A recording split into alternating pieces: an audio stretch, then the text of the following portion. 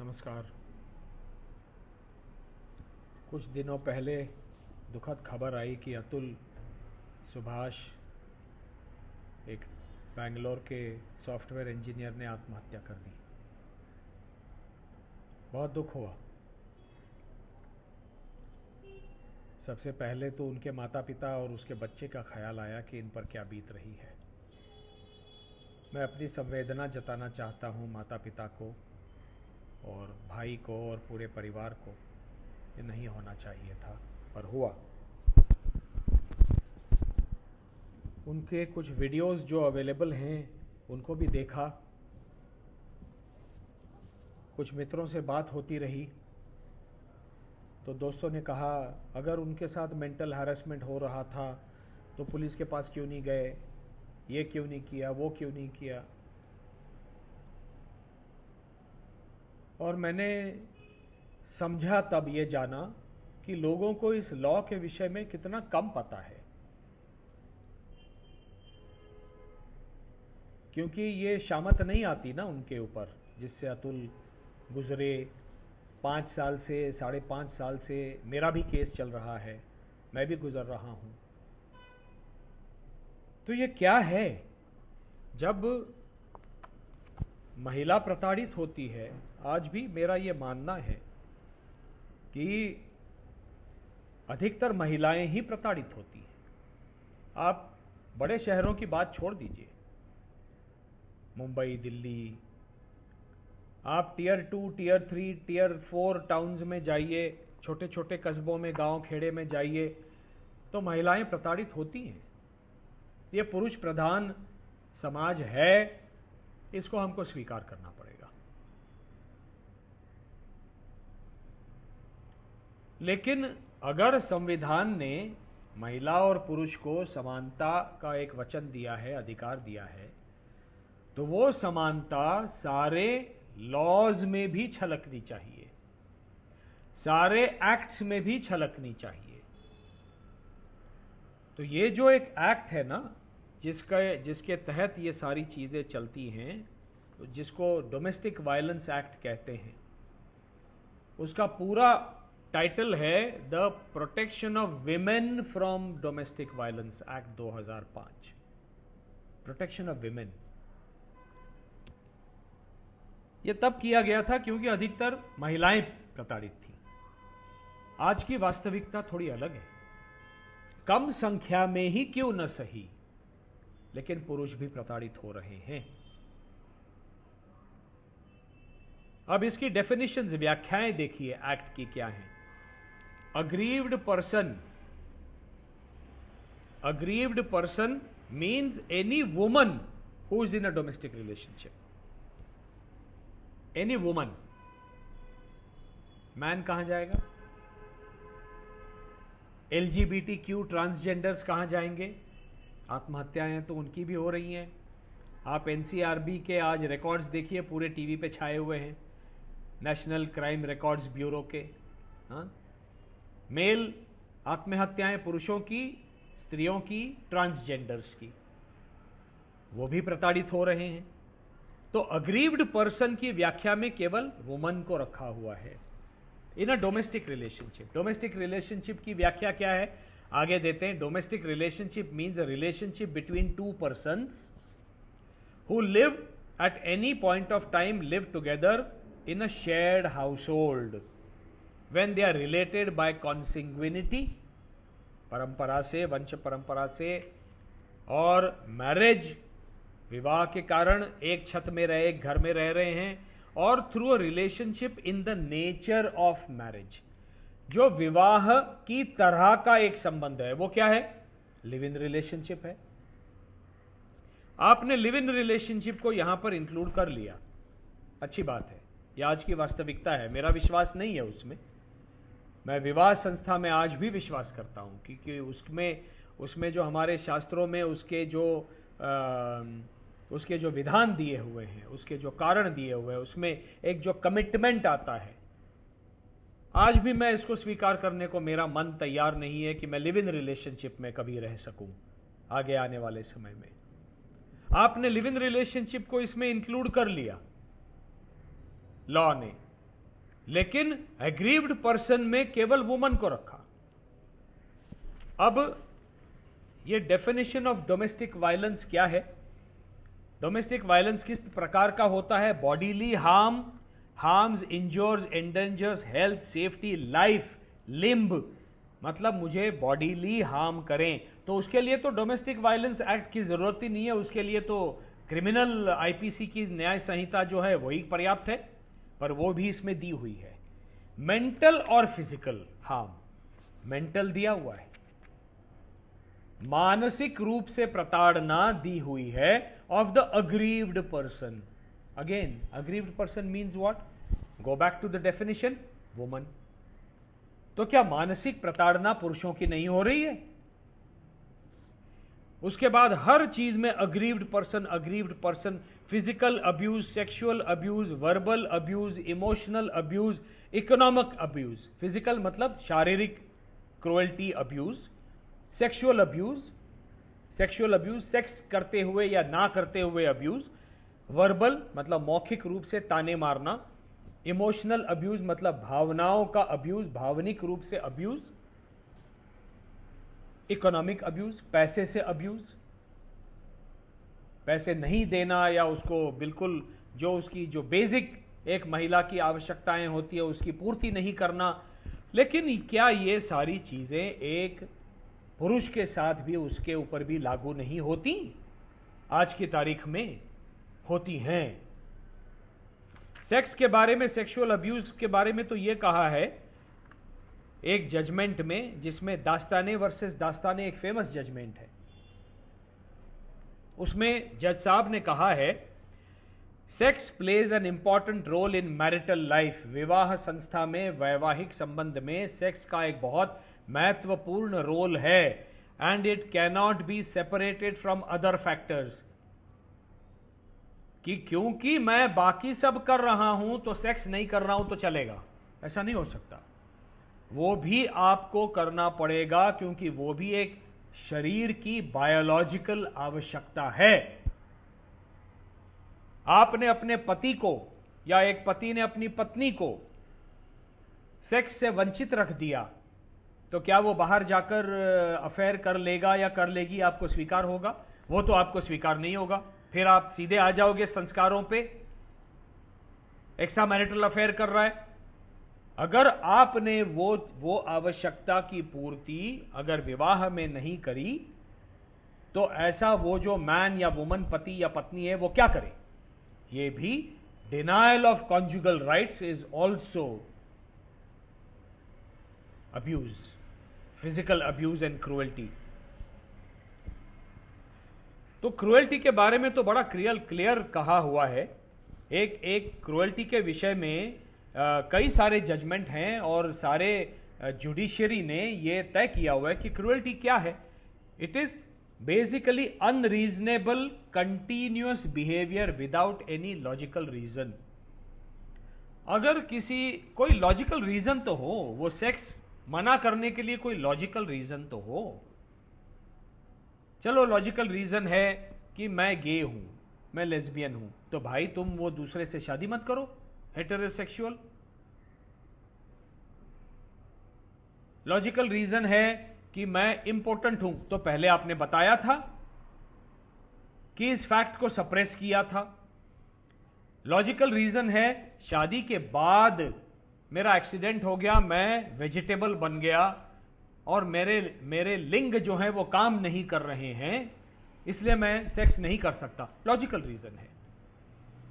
लेकिन ऐसा कुछ भी लॉजिकल रीजन नहीं है और आप सेक्स को डिनाई कर रहे हो, दूसरे अपने पार्टनर को, अपने पत्नी को या पति को उससे वंचित रख रहे हो, तो वो फिजिकल क्रूएल्टी है। लेकिन इस एक्ट में वो फिजिकल क्रूएल्टी, इसका रिलीफ डोमेस्टिक वायलेंस एक्ट में केवल एक महिला को दिया गया है, पुरुष को क्यों नहीं दिया गया? मैं अपनी केस के विषय में आज बहुत कुछ नहीं कहना चाहूंगा क्योंकि कह चुका हूं, और जो समझ रहे होंगे वो समझ रहे होंगे मेरे पुराने इंटरव्यूज को देखकर। तो ये जो अब्यूज है ये नहीं होना चाहिए। और इसीलिए ये कुछ चीज़ों को हमको, जैसे 498A की अतुल ने बात की थी और हमेशा बात होती है 498A। अब 498A जो है वो भारतीय न्याय संहिता में नया नया एक्ट बना है, पूरी न्याय संहिता बदल दी, अच्छी बात है। इसमें सेक्शन 85 बन गया है। सेक्शन 85 क्या कहता है? हस्बैंड और relative of husband of a woman subjecting her to cruelty. हाँ, 99.999% हो सकता है हस्बैंड ही करता होगा क्रूएल्टी टू द वाइफ और उसके रिलेटिव्स करते होंगे, लेकिन 0.0001% वो जो महिलाएं जो पुरुष के साथ क्रूएल्टी कर रही हैं वो कहां जाएं? मैं इसमें देखना चाह रहा था स्पाउस, ये शब्द हस्बैंड को निकाल के, स्पाउस वेदर मेल और फीमेल और ट्रांसजेंडर और LGBTQ, क्योंकि आपने लिव इन रिलेशनशिप को डोमेस्टिक वायलेंस एक्ट में सैंक्टिफाई कर दिया है, एक्सेप्ट कर दिया है। तो लिव इन रिलेशनशिप में अगर मैन वुमन रह रहे हैं तो LGBT कम्युनिटी भी तो रह रही होगी, उनका अधिकार है। लेकिन उनके साथ अगर कुछ गलत हो रहा है, क्या वो मनुष्य नहीं है? क्या भारतीय नागरिक होने के नाते भारत का संविधान उनको समानता का अधिकार नहीं देता? आज ऑनरेबल सुप्रीम कोर्ट ने LGBTQ कम्युनिटी के जो संबंध हैं उनको डीक्रिमिनलाइज कर दिया है कि ये क्राइम नहीं है। अगर क्राइम नहीं है तो एक्सेप्ट करो ना कि उनकी भी भावनाएं हैं, वो भी मनुष्य हैं। हम तो कुत्ता बिल्ली की भावनाओं की बात करते हैं, जानवरों की भावनाओं की बात करते हैं, वृक्षों की भावनाओं की बात करते हैं। घर में जो SPCA एक्ट के तहत घर में अगर आपके कोई पेट है, आप उसको प्रताड़ित नहीं कर सकते, आपको अंदर डाल देंगे जेल में। तो एक पुरुष के साथ अगर प्रताड़ना हो रही है तो 498A के तहत, जो कि 85 BNS बन गया है, और डोमेस्टिक वायलेंस एक्ट के तहत उस पुरुष को रिलीफ क्यों नहीं है?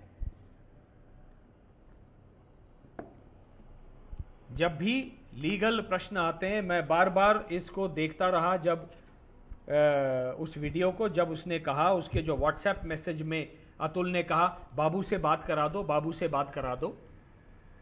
अरे ये अधिकार है एक ऐसे पिता और माता का जो अपने परिवार से और अपने बच्चों से दूर रह रहा है। आप क्यों नहीं बात कराएंगे? आपको खुद बात करवानी चाहिए, क्योंकि उस बच्चे का अधिकार है दोनों माता पिता से प्रेम प्राप्त करें। वो काम के कारण दूर रह रहा है, आपने उसको बात क्यों नहीं करने दी? वो बच्चा अपने बाप को कैसे जानेगा? इसको कहते हैं पेरेंटल एलियनेशन। अधिकतर ये होता है कि बच्चा जब जन्म लेता है तो मां के साथ रहना शुरू करता है, क्योंकि दूध पिलाना होता है, और वो मां के साथ रह जाता है। और अच्छे पति बच्चों को मां से इस तरह से जबरदस्ती अलग नहीं करते, जो मैंने भी नहीं किया। लेकिन क्या इसका अर्थ यह है कि ऐसी सो कॉल्ड मां उन बच्चों को अपने पिता से अलग कर दे, बात ना कराने दे, पट्टी पढ़ाए उल्टी, उसके खिलाफ मन भड़का दे, बच्चों से झूठ बुलवाए, बच्चों को झूठ कहलाए, जो कि कोर्ट में जो प्रस्तुत किए गए रिकॉर्ड्स हैं उनके विपरीत हो?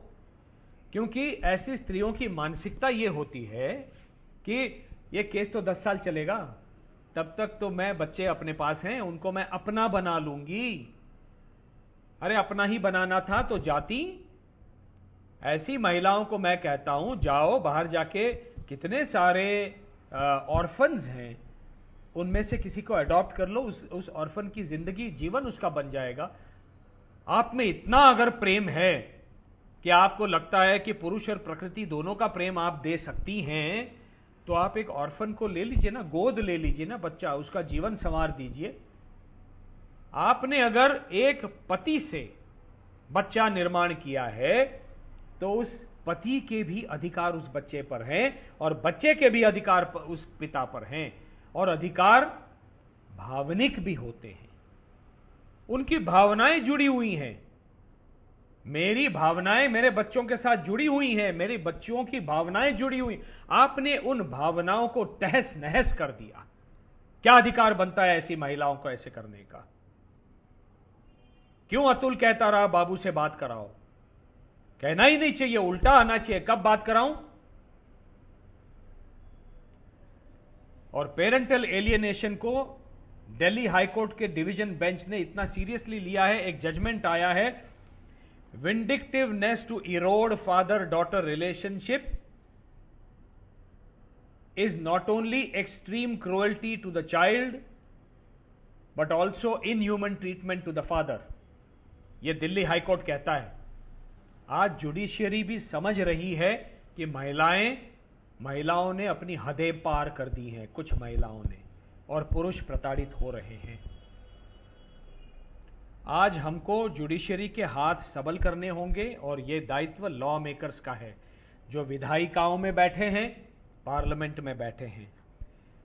मैं हाथ जोड़कर करबद्ध निवेदन उन सारे लॉ मेकर्स से कहना चाहता हूं कि ये 85 BNS में हस्बैंड शब्द को निकालकर स्पाउस कर दीजिए।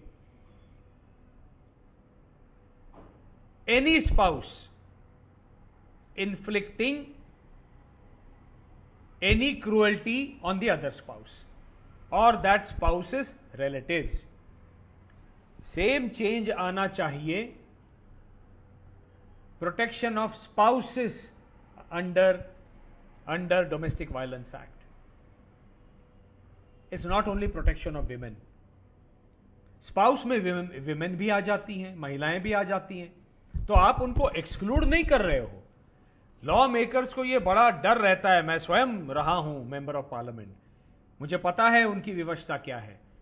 तुरंत जो महिलाओं की वो जो ऑर्गेनाइजेशन है वो कहने लगेंगी कि देखो ये जो है ना महिलाओं के खिलाफ हो गए। जी नहीं, मैं भी महिलाओं के खिलाफ नहीं हूं, लेकिन वो 0.0001% पुरुष जो प्रताड़ित हो रहे हैं, मैं उनके लिए भी खड़ा रहना चाहता हूं 99.99999% महिलाओं के साथ में, और उन छोटी सी संख्या के महिलाओं के खिलाफ हूं जो प्रताड़ित करती हैं, न केवल अपने पतियों को और अपने बच्चों को भी प्रताड़ित करती हैं। उन बच्चों का जीवन, भावनिक, emotional health and psychological health of a child has to be guarded. यह हमारा दायित्व है पिता माता होने के नाते। अपने बच्चों का भावनिक संतुलन, साइकोलॉजिकल संतुलन ना बिगड़े। हो रहा है, डिवोर्स तो हो ही रहा है और इसका कुछ ना कुछ परिणाम तो बच्चे के ऊपर होगा। उसको कम से कम कैसे किया जाए दुष्परिणाम, ये देखना हमारा कर्तव्य है। इस कर्तव्य से जो हट जाती हैं महिलाएं या जो पुरुष, जुडिशरी का दायित्व बनता है इनको कठोर से कठोर दंड दें। 1, 2, 5, 6, 10 को दीजिए, देखिए ये रुक जाएगा। आज क्या हो रहा है, महिला कहती है मेरे पास है ना बच्चे, मैं तो बच्चों के साथ जो चाहे कर लूं, केस तो चलेगा 10 साल, तब तक बच्चे तो मैंने अपने बना लिए। अरे वो आपके कहां से हो गए? उसमें स्पर्म मेरा भी है, उसमें DNA मेरा भी है, उसमें संस्कार मेरे भी हैं। उन बच्चों को प्रेम मैंने भी दिया है, उन बच्चों ने प्रेम मुझे दिया है। ये संतुलन बनाए रखना आवश्यक होता है ताकि आगे चलकर वो बच्चे जो हैं वो संतुलित एडल्ट्स बन जाएं, असंतुलित साइकोलॉजिकल डिसऑर्डर्स के शिकार ना बने। ये दायित्व है हमारा, और इसीलिए जुडिशरी का पहला दायित्व है, केस सामने आया, बच्चा है, पेरेंटिंग प्लान इंप्लीमेंट करो। पेरेंटिंग प्लान नहीं, किसी जिसके महिला के पास अगर बच्चे हैं, अगर उसने वो पेरेंटिंग प्लान फॉलो नहीं किया, सख्त से सख्त उसको सजा दो, ये तुरंत रुक जाएगा। सजा नहीं मिलती, इसीलिए ये बार बार बढ़ता जा रहा है। सेकंड जो है वो पेरेंटल एलियनेशन अगर उस महिला ने कर दिया, कठोर से कठोर दंड दो, ये रुक जाएगा। तीसरा, काउंसलर्स रिपोर्ट। हमने 2-3 बार काउंसलिंग की। काउंसलिंग में हमने कहा कि भैया हमको ये बताओ कि ये पेरेंटल एलियनेशन कब रुकेगा। तो सामने से जवाब आता है हमको तो ये जानना है कि हमको पैसा कितना मिलेगा। अतुल भी यही बोलता रहा, 4 लाख रुपया प्रति माह चाहिए, 3 या 4 लाख कुछ कहा ना। मध्यम वर्गीय घर परिवार में कौन अपने बच्चे के ऊपर 3 लाख 4 लाख खर्चा करता है? ऐसी महिलाओं से मैं पूछना चाहूंगा, आपकी परवरिश ऐसे हुई थी क्या कि आज आपने टीवी में और स्क्रीन फिल्म में देख लिया सबको करीना कपूर खान बनना है और वो पैसे कौन देगा? हस्बैंड देगा। इसीलिए उस बेचारे को यह लगता रहा कि मैं कमाऊं और मेरे दुश्मन के हाथ सबल करूं पैसे देके, अच्छा है मैं ही चला जाऊं। यह विवशता उस पुरुष पर ना आए। अगर आप में इतनी हिम्मत है, आपको अपनी लिपस्टिक चाहिए, आपको अपनी अच्छी गाड़ी चाहिए, अपने अच्छे घर चाहिए, अच्छा हॉलिडे चाहिए, ये चाहिए, सबसे पहले तो वो अपने पति के साथ करना सीख जाओ। घर परिवार बसाया है तो घर परिवार के कुछ दायित्व होते हैं जो अग्नि को साक्षी मानकर किए हैं, उन अपने वचनों की पूर्ति करना सीख जाओ। वो पति जो है वो एटीएम कार्ड और एटीएम मशीन नहीं है कि उसको एक दिन अतुल की तरह लगे कि मेरा तो दोहन हो रहा है केवल पैसे के लिए, तो मैं ही आत्महत्या कर दूं, अच्छा है। क्या पाया अतुल के बच्चे ने? पिता को गंवा बैठा। उस बच्चे का अधिकार था अतुल से प्रेम प्राप्त करना। अतुल से 3-4 लाख रुपया बच्चे ने नहीं मांगा था। ये सारे चेंजेस आने आवश्यक हैं। काउंसिलर रिपोर्ट एक लाइन में आता है, counsellor failed, nothing can be done. नहीं, मैं कहता हूं इसके लिए कि एक जज साहब समझें कि दोष किसका है, थिंकिंग किसकी पति पत्नी में क्या जा रही है। ये काउंसिलर रिपोर्ट से वो जज समझें ताकि वो मानस समझ जाए दोनों का, उनके सामने जो खड़े हैं। एक लाइन का काउंसिलर रिपोर्ट की काउंसलिंग फेल्ड, ये पर्याप्त नहीं है।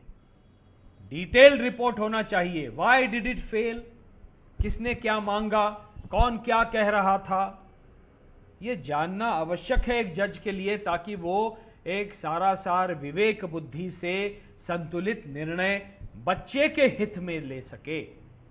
ये जानना आवश्यक है। और लॉ मेकर्स का एक और दायित्व जो मैं कहना चाहूंगा, देखिए आज डिवोर्सेस बढ़ते जा रहे हैं, अनाप शनाप डिमांड्स आती जा रही हैं। 4 करोड़ चाहिए, 5 करोड़ चाहिए, 10 करोड़ चाहिए। पाश्चिमात्य देशों में प्री नप्शियल अग्रीमेंट होते हैं। विवाह के पहले बाकायदा अग्रीमेंट कॉन्ट्रैक्ट होता है। हमारे देश में यह प्री नप्शियल अग्रीमेंट लॉ में लीगल नहीं माना जाता। अब समय आ गया है कि हम ये करें। अगर जुडिशरी ने लिव इन रिलेशनशिप में भी उन दोनों के अधिकारों को विवाह के समान मानना शुरू कर दिया है, अगर आपने, सबको पता है कि आप लिव इन रिलेशनशिप में हैं, तो हम तो इसको विवाह की तरह ही मानेंगे, ऐसी जुडिशरी कहती है, तो फिर इसको भी मान लीजिए। प्री नप्शियल अग्रीमेंट शादी के पहले वो तय कर लें। It's a very detailed format. उस समाज में ये सारी चीजें बहुत पहले से चल रही हैं, तो वो समाज जो है वो इवॉल्व हो चुका है। वहां से हम कुछ सीखें ताकि आने वाले समय में ऐसे अतुलों को आत्महत्या करने की आवश्यकता ना पड़े। ये सारे हमारे दायित्व हैं। ये चेंजेस भारतीय समाज में करने पड़ेंगे और हम स्पाउसेस के भी कुछ दायित्व हैं।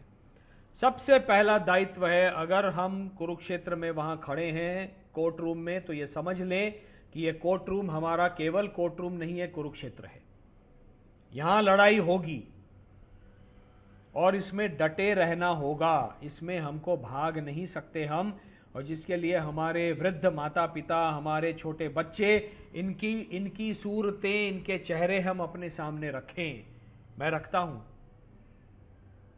मेरी बेटियों के चेहरे मुझे दिखते हैं, और इसीलिए उन बेटियों को आने वाले समय में मानसिक आघातों से बचाना यदि मैं कर सकूं तो उसके लिए मुझे डटे रहना आवश्यक है, मेरा जीवित रहना आवश्यक है।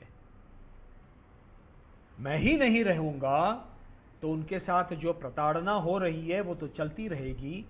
एक अच्छा इंसान बनने के बदले वो मानसिक रुग्ण बन जाएंगे, रोगी बन जाएंगे। मानसिक रोगी का अर्थ केवल जो है वो लोगों को लगता है बहुत ही मतलब वो फिल्मों में दिखाते हैं वैसा होता, ऐसा नहीं है। बहुत सारी मानसिक साइकोलॉजिकल डिसऑर्डर्स होती हैं जो ऊपर से दिखती नहीं है, नॉर्मल दिखता है वो व्यक्ति, लेकिन बहुत भयानक होती हैं वो। ऐसा हमको अपने बच्चों को नहीं बनाना है और इसीलिए ये सारे चेंजेस आवश्यक हैं। और अगर हम कुरुक्षेत्र में यहां कोर्ट रूम में हैं तो हम सब चीजों के प्रमाण रखें। मैंने रखे 550 पेजेस का प्रमाण मैंने ऑलरेडी दे दिया है कोर्ट को। और एक मीटिंग हुई थी, उस मीटिंग में जज साहब को हाथ जोड़ के कह दिया, अब मैं तंग आ गया हूं लेकिन 550 पेजेस के आगे भी 300-400 पेजेस और दे दूंगा आपको प्रमाण, ताकि मैं आपके हाथ सबल कर सकूं। कोर्ट जो है वो प्रमाणों पे चलता है, एविडेंस पे चलता है। ये एविडेंस जब तक हम जज साहब को नहीं देंगे, वो कैसे आपके लिए आपका पक्ष कैसे समझेंगे, मुझे बताइए। ये करना पड़ेगा, हर चीज का प्रमाण रखना पड़ेगा। मुझे पता है ऑपोजिट पार्टी को ऐसी स्थिति में बहुत तकलीफ होती है, अरे ये तो हर चीज का प्रमाण रखता है। हां जी, क्योंकि वो प्रमाण ही जो है वो मेरे बच्चों को बचाने वाला है। डिवोर्स का केस जहां बच्चे इन्वॉल्व हैं वो केवल पति पत्नी का केस नहीं होता। डिवोर्स का केस बच्चों का प्रथम केस होता है। उन बच्चों को कैसे हम इससे अलग रखें और इस प्रताड़ना से बचाएं और कम से कम मानसिक आघात उन पर हो, उनको हम बचाएं, ये वो केस है डिवोर्स का। अगर केवल पति पत्नी है, बड़ा सिंपल है, ये इतने पैसे ले लो चले जाओ, पैसे अगर दे दिए तो वापस आ जाएंगे। लेकिन एक बार किसी के बच्चे मानसिक रूप से आघात उनके ऊपर हो गया, वो आजीवन आघात हो जाएंगे, वो मानसिक रोगी बन जाएंगे। मानसिक रोगी अर्थात करने वाले नहीं, ये गलत फहमी है, ऐसा नहीं होता है, ये एक्सट्रीम केसेस होती हैं। मानसिक रोगी का अर्थ होता है कई सारे mental disorders, narcissism, bipolar disorder, कई सारे डिसऑर्डर्स। बाहर से तो वो एकदम नॉर्मल दिखते हैं लेकिन अंदर से बहुत एबनॉर्मल होते हैं। वो अपने अगल बगल में जो लोग रहते हैं उनको बहुत प्रताड़ित करते हैं और उनको समझ में ही नहीं आता कि मैं अपने ही लोगों को प्रताड़ित कर रहा हूं या कर रही हूं। हमको अपने बच्चों को ये नहीं बनाना है। बच्चे अगर हमारा भविष्य हैं, अगर समानता का अधिकार संविधान में हमारे बच्चों को भी दिया है तो वो अधिकार हमारे माध्यम से संविधान देता है, माता पिता के माध्यम से। ये हमारा दायित्व है। इसीलिए आज इस वीडियो के माध्यम से मैं सबके सामने ये लाना चाह रहा था। 5.5 वर्षों से मैं ये सहन कर रहा हूं, आगे भी पता नहीं कितना चलेगा, लेकिन मैं तो डटा रहूंगा। कृष्ण ने मुझे कुरुक्षेत्र छोड़कर भागना नहीं सिखाया। डटे रहो, लड़ो। हर तरह के बाण जो संवैधानिक हैं, लीगल हैं, वो चलाओ। इलीगल कोई चीज नहीं करूंगा, लेकिन लीगल हर चीज करूंगा अपने बच्चों को बचाने के लिए। तो इसमें लॉ मेकर्स का क्या दायित्व है, जुडिशरी का क्या दायित्व है, स्पाउसेस का हमारा क्या दायित्व है, ये सब मैं आपके समक्ष रखना चाह रहा था अपने विचार। क्योंकि बहुत दुख हुआ अतुल का समाचार सुन के, बहुत दुख हुआ। नहीं होना चाहिए ऐसा। आने वाले समय में मुझ जैसे, अतुल जैसे बहुत हजारों लाखों लोग होंगे। उनको हाथ जोड़ के कहता हूं, आत्महत्या विकल्प नहीं है। कितना भी विवश आप क्यों ना हो, कहीं ना कहीं हमारे संविधान में और हमारी न्याय प्रणाली में कहीं ना कहीं एक आशा का किरण है, होता है, उसको ढूंढ निकालो। समय लगेगा, फ्रस्ट्रेशन आएगा, दुख होगा, आप में विवशता आएगी, फ्रस्ट्रेशन आएगी, आपको डिप्रेशन आएगा, कोई बात नहीं। रोना है, रो। वो आंसू जो हैं उनको आप अंगार बनाओ। वो आंसू आपको फिर से आपको जीने की उम्मीद दें। आपका जितना दुख है आंसुओं के माध्यम से बह जाने दो और मन को फिर से कठोर कर लो और खड़े हो जाओ कि मैं नहीं जाऊंगा इसको छोड़कर, अपने बच्चे के लिए, अपने माता पिता के लिए। उन्होंने मुझे पाल पोस कर बड़ा किया है, शिक्षा देकर बड़ा किया है, वो इसलिए नहीं कि मैं उनको वृद्धापकाल में छोड़कर चला जाऊं। ये सोचकर आप डटे रहो। करबद्ध निवेदन है। और फिर से एक बार अतुल के पूरे परिवार को मेरी शोक संवेदना दे रहा हूं। नमस्कार।